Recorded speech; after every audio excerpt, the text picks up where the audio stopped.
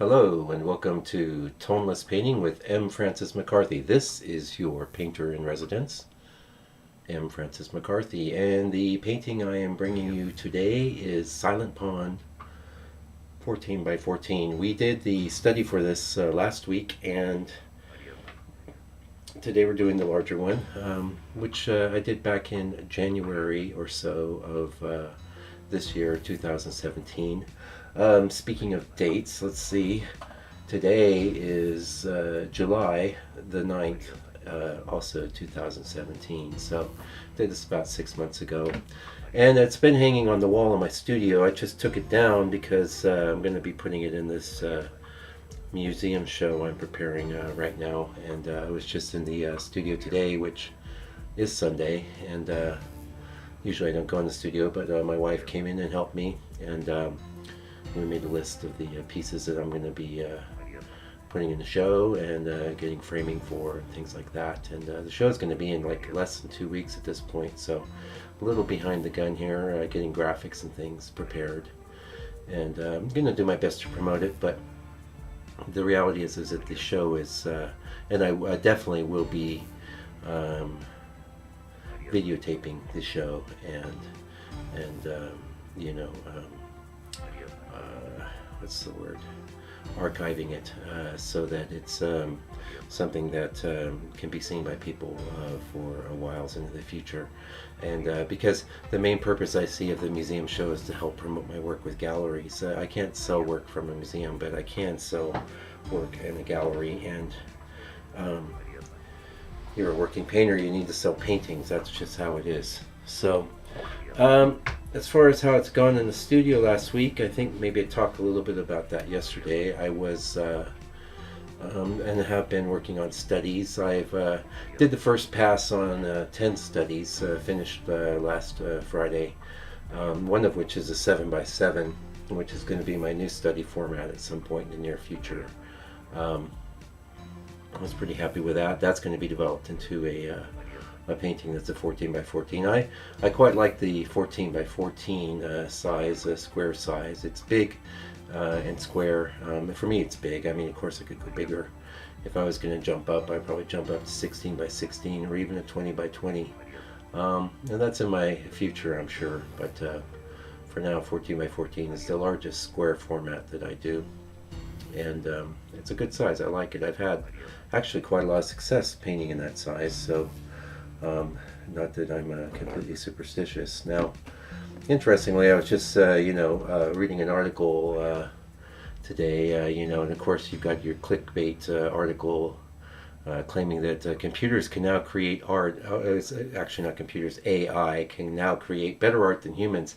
And of course the art that they showed, it was just, this crappy, looked like this 3D salad that they throw at you in the bad 3D movies, or video games. It was certainly nothing great, and it's going to take computers a while.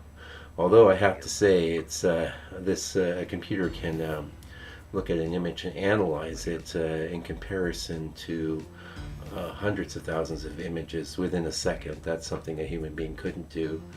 But with the computer, and so it's going to be arriving at the sense of aesthetics the long hard way, I guess, just by saying, well, all of this stuff was appraised as good, therefore, when I compare this painting I'm judging against all of these other paintings, I can say if it's good or not. But yeah, I don't think it's going to be that easy, guys. And well, whatever, they might get there. In fact, I can tell you, at the time when the computer gets there, you can be pretty sure that it's actually intelligent. And I have to say, a lot of seemingly intelligent human beings have no freaking clue about art at all. It takes quite a while to develop an eye for art.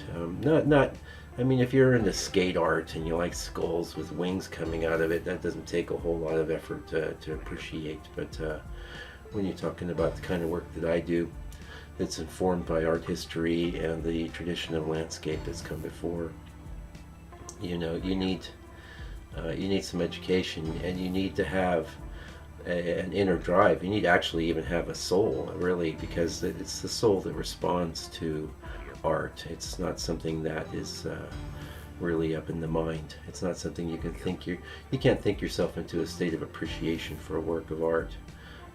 I haven't seen people imagine themselves into an appreciation for work of art though, and whether computers have imagination or not, I don't think that we're anywhere even close to that. So I know that's a big aside, but it's irksome to me. And of course, I fell for the clickbait, and well, I didn't completely fall. I knew when I looked at it that this computer wasn't going to be producing. It could look at every great Ines, John Francis Murphy, and Charles Warren Eaton tonalist painting, and not be able to make a photograph into a great tonalist painting. It will not happen. It cannot happen. Pardon me. Anyway, so no, I'm very happy with my output last week. I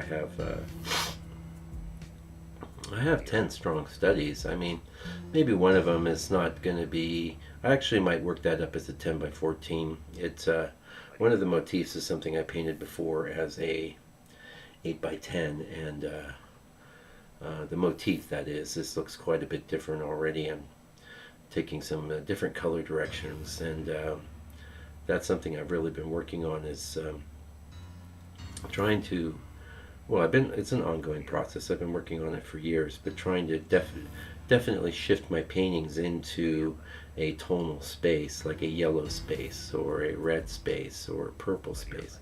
I do the purple-green secondary combo quite a lot, and that's a very successful 1-2 punch for landscape painting, because those two colors always look great together in all their myriad permeations, or permutations. They always look good together. Green and purple, green and violet, from very light green to very dark violet, and vice versa. It looks good. So I do that a lot, but there was a study I was working on. One of the things that I've been trying to do is when I bring my reference up on my little digital frame that I use, I'm trying to look at it very, very, with an editorial mindset. I'm trying an analytical mindset, and I'm trying to say, is this, great? Can I push this reference a bit further to help stimulate my painting? And sometimes you wouldn't believe these photos end up looking a bit garish as just as a photo, but and I've brought this up before, so this is repetition central. If you follow this channel, you'll know that already. But maybe a bit garish as a photo. It may not, and it's not meant to be judged as a photo. It's just a part of my process. My process is to create an oil painting, and I do utilize computers and technology as a part of that process. I definitely do, and this is one of the things that I can really improve on. Is first of all, what I decide to paint is very important, and listening to my intuition, which is always trying to clue me in as to places I'm going to fall or potentially fall.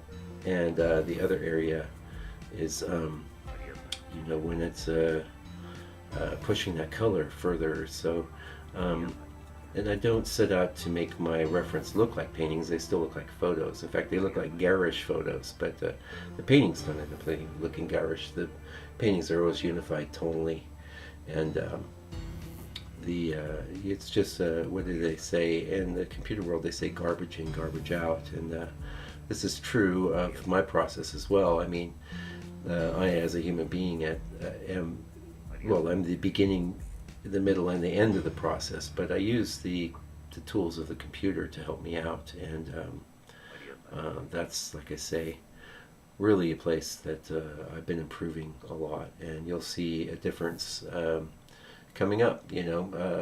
It's of course reflected in what I've done, but I think even more so, there's some paintings, for example, I push into on almost completely sepia space, but not so much that they're coming off like a sepia photograph, but it is very, very tonal, and I think that makes for a good result. So this next week coming up, I am going to endeavoring to keep the painting going through preparation for the show. I have to do some graphics today, and I will be doing that, and I will be working on graphics and preparatory materials next week as well. And then of course the frames are coming in, and I'm gonna have to button everything up in the frame and do the hanging hardware and stuff, and yeah, I'll get all that done and have it ready. And then the show will be up in less than 2 weeks, and I can basically just get on with my life as a painter. It's been interesting though. It's definitely going to be definitely a demarcation in the career, having the show. And there's really work from, I think the oldest things in the show are from 2013. And so we're talking about a 4-year span. But a lot of new work in there, and recent work, which is, of course, always the stuff that's going to be near and dear to your heart if you're an artist, because the old stuff's old. The new stuff is more current and more in line with where you are as an individual, moving through reality. Anyway, Saatchi, there's a link underneath the video. Go to Saatchi. You could be one of the people that buys a painting from Saatchi.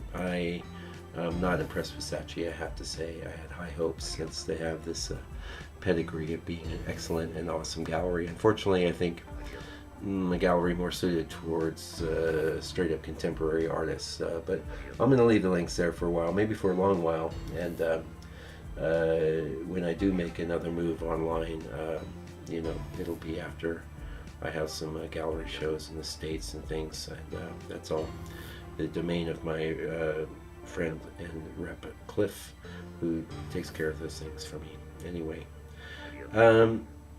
you can go to my website, landscapepainter.co.nz. You can follow the blog through there. Now on the blog will be a nice high resolution image of this painting, and some good resolution images of detail of the paintings. It gives you kind of a sense of the fracture of the brushstrokes and what have you. You can get to the blog through my website quite easily. There's also a link to the blog underneath the video. If you like this channel, please click subscribe. I don't throw up any weird pop-ups or any of that stuff, because I don't want to mess with the aesthetics of the video itself. In fact, I turned off pop-up advertising on the video.